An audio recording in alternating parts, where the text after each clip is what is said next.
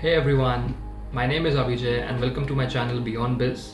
In the first video in this series, I would like to talk about the few tips which I wish I had got when I was preparing for my GMAT. I went on to improve from a 580 to a 760, and here are certain things which I wish I had known before. The first one is always use the official guide. This is the most important resource and I feel no other resource matches it. There are loads of test prep companies out there, different mobile applications, but I think none of them come as close to this.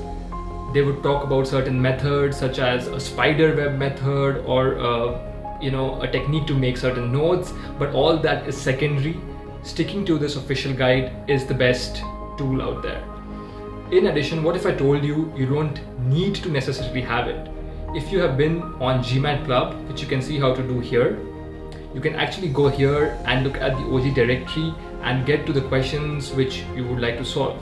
And that makes, I think, a very good decision on your bucket. The second tip which I have for all of you is focusing on quality over quantity. And I learned this lesson quite late in my GMAT prep.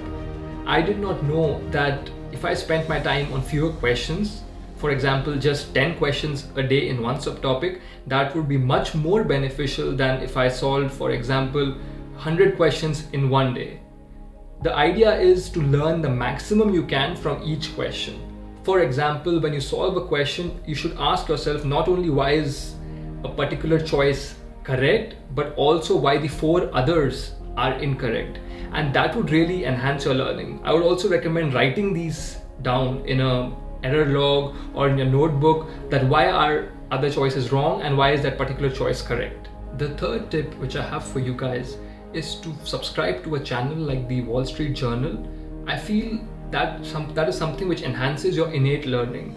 So it's when I have my clientele coming from countries where English is the first language, they are already starting out at scores of V40 or V40 plus, whereas the people who do not speak English as their first language, I've seen them struggle with the verbal section. And then I realized it's more about the innate ability, and this ability can be built. It can be built over time, and I would suggest if you can subscribe to, for example, Wall Street Journal by paying them a subscription fee of $1 for 8 weeks, it has immense learning. And how do you do that? You just go and choose a topic of your choice. So for example, if you're interested in sports or if you're interested in the finance world, just pick that up and read an article for 10 minutes every day. Just 10 minutes of reading that article will enhance your understanding of the usage of certain words in the English language, and that will show up in your results. So that's it for this video, guys. Thank you so much for watching. It's my first video which I'm putting out, so if you really like the content and if you want me to put more such stuff, do consider giving it a like and subscribing to my channel. I'll see you all next time. Bye.